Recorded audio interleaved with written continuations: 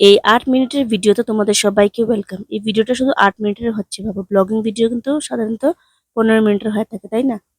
তো যাই হোক, সকাল থেকে উঠে চিড়া ভাজা দিয়ে শুরু করলাম। সকালবেলা উঠে চিড়া ভাজা আর চা হচ্ছিল। তো সকালবেলা উঠে মানে চিড়া ভাজা চা করছিলাম খাওয়ার জন্য। আজকে ছিল রবিবার দিন। তো অফিসও ছুটি ছিল। তো শরীরটা কিন্তু প্রচুর খারাপ, বললাম না, গলার ভয়েস দেখে তো তোমরা বুঝতেই পারছো।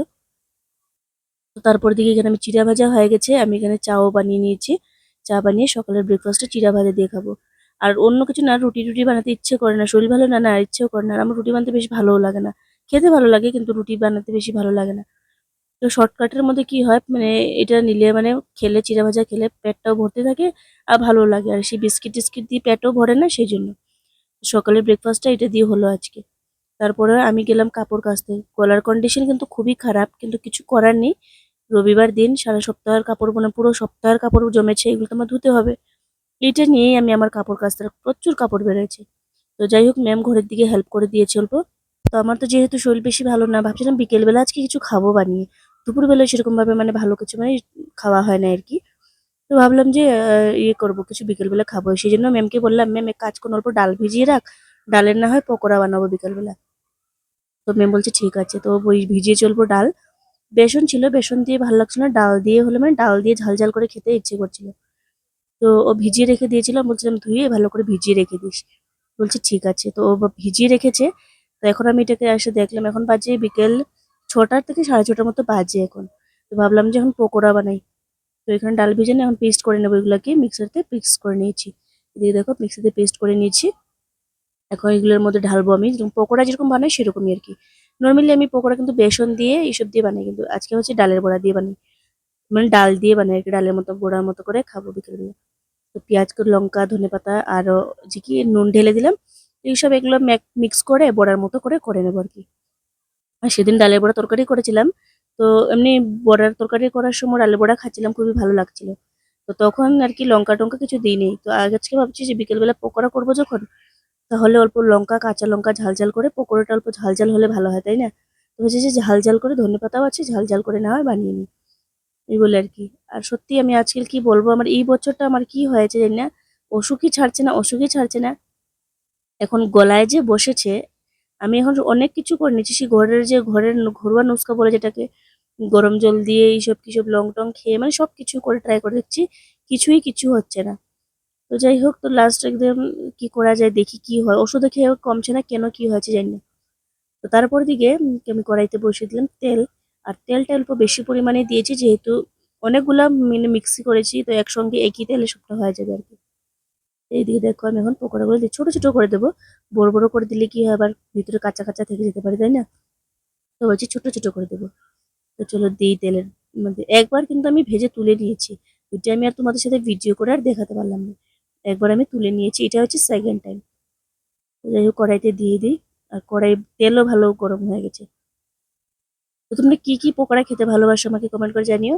আমার তো বেশি চেয়ে বেশি ডালের বড়া, মানে ডালের বড়া নর্মালি ফার্স্ট কিন্তু খাচ্ছি, এটা এগুলো আমরা তরকারি করেই খাই, পকোড়া হিসেবে কমই খাই। তো আজকে কেন আমি ভাবলাম যে ডালের পকোড়া না হয় বানিয়ে খাই, বলে না হলে আমি কি করি, বাঁধাকপি থাকলে বাঁধাকপি দিয়ে বেসন দিয়ে ইয়ে করি। এসব আর ঝামেলা বেশি আমি দেখেছি, বাঁধাকপি বেসন এসব দিয়ে আরও ঝামেলা। সেই বাঁধাকপি কাটো, বেসন মিক্স করো, এটা একটা আলাদা ঝামেলা।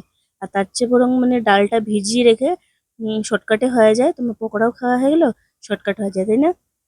তো এখন থেকে পকোড়া খেতে ইচ্ছে করলে সেই ডালের বড়ার পকোড়া করেই খেয়ে নেবো। এই বাঁধাকপি আনো, কাটো, তারপর থেকে আবার ইয়ে করে, এইসব ঝামেলা ভালো লাগে না। আর ভিতরে মনে হয় জ্বর জ্বর আছে, বললাম না, মানে ওষুধ খেয়েও কমছে না। ওষুধ আমি বোতলের মানে কোনো ইয়ে করে খাচ্ছি না, যে ঢাকনা দিয়ে খাচ্ছি, আমি বোতলে ঢেলে ঢেলে খাচ্ছি যাতে কমবে বলে। হুম। ওষুধেও কাজ দিচ্ছে না, অল্পও কমছে না। আর গলার ব্যথা আমার কানের সাইডে উঠে ব্যথা করছে, কি করবো আর? ভালো লাগছে না, আমি এমনিই রেখে দিয়েছি। কারণ যখন কমে কমে, কমলে কমবে, না কমলে না, এরকম আর কি। বিরক্তি হয়ে গেছে আমি। আর হঠাৎ করে যে ঠান্ডা কোত্থেকে লাগলো আমি এটাও বুঝতে পারলাম না। আমি কিন্তু ঠান্ডা জলও খাই না। আমি সেই গরমের দিনেও আমি গরম জল ছাড়া জলই খাই না। তারপরে গুয়াহাটি গেলেও আমি, অনেকে আছে ফ্রিজের জল খায়, ডিপ ফ্রিজের জল খায়, আমি ফ্রিজের জলও খেতে পারি না। আমি নর্মাল জল খাই। তারপরেও আমার বলে এত ঠান্ডা লাগলো কোত্থেকে জানি না। আমি ঘুরে বললাম না, আমি ঠান্ডা মানে গরম জল ছাড়া আমি ঠান্ডা জল কখনোই খাই না। তারপরে এরকম অবস্থা হয়েছে আমার, মানে ভালো লাগছে না আর কি। তো যাই হোক, তো আমি দেখো সবগুলো, এটা লাস্ট ছিল তো সেই জন্য কড়াইয়ের মধ্যে একসঙ্গে সবটা দিয়ে দিয়েছি। একসঙ্গে না হয় ভাজা হয়ে যাবে আর কি। আর ডালের বড়াটা কিন্তু অল্প টাইম লাগে, অন্যগুলো বড়া দেখবে তাড়াতাড়ি হয়ে যায় না, এটা কিন্তু টাইম লাগে, কারণ কম আঁচে অল্প দিই, যেহেতু ভিতরে যদি কাঁচা কাঁচা থাকে আবার ভালো লাগবে না। সেই জন্য কম আঁচ করে রেখে দিই, যাতে ভিতরটা পাকে যাক, তারপর দিকে না হয় যখন ভিতরটা পেকে যায় তখন উপরটা মানে আঁচটা বাড়িয়ে দিয়ে দিই, ফ্লেমটা বাড়িয়ে দিয়ে দিই গ্যাসের, আর ব্যাস লাল লাল হয়ে যায়। তো আমার দিকে পকোড়া করা হয়ে গেছে, আমি লাল চা করছি আজকে, লাল চা করছি, আজকে দুধের চা করছি না। যেহেতু বললাম না পকোড়া করেছি, পকোড়ার সাথে মনে হচ্ছে লাল চাটা খাবো, ভালো আদা দিয়ে ভালো করে করেছি।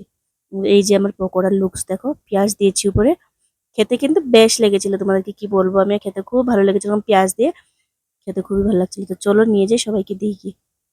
তো ওরা তো খুবই আনন্দ করে খাচ্ছিল, ম্যাম পাম্মি খুবই ভালো লাগছিল নাকি খেতে। পাম্মিকে জিজ্ঞেস করলাম কেমন লাগছে, ও বলছে খুবই ভালো লাগছে। ম্যামকে বললাম, ম্যামও বলছে খুব ভালো লাগছে। তো যাই হোক, শর্টকাটে এরকম ঘরে বিকেলবেলায় কিছু এরকম বানিয়ে নিতে পারলে তো ভালো, কিন্তু বানাতে গেতেই তো মানে 2-3 ঘন্টা লেগে যায়, এই যে এক সমস্যা। কিন্তু ঘরে বানিয়ে খেলে খুবই ভালো, তাই না? মানে কিনে আনলে দেখো, নিচে পকোড়ার দোকান থেকে আমরা কখনো কিনে আনি 10 টাকা অল্প দিয়ে শেষ হয়ে যায়, এত টাকা হলে তো মনে হয় 100-150 টাকার। তো যাই হোক, ঘরে সিম্পলি বানিয়ে ফেললাম। তো যাই হোক, তারপরে দিকে খাওয়া দাওয়া করে দেখি মা চিকেন নিয়ে এসছেন।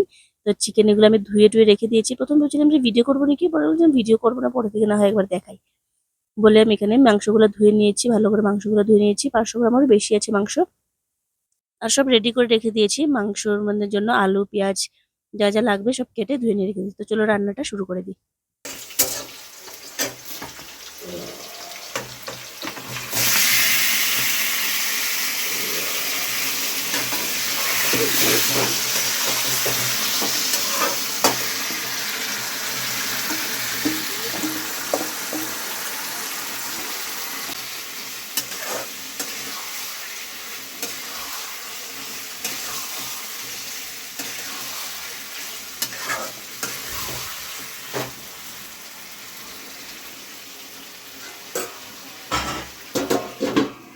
তো চলো তোমাদেরকে একটা জিনিস দেখে, একটা আছে টমেটো, দেখো এই টমেটোটা পচে কি অবস্থা হয়েছে। কিন্তু এই যে টমেটোটা, এটা আমাদের ঘরে 4 মাস থেকে আছে, কিন্তু এটা টমেটো নষ্টই হচ্ছে না, না নষ্ট হচ্ছে না পাকছে, কিছু হচ্ছে না।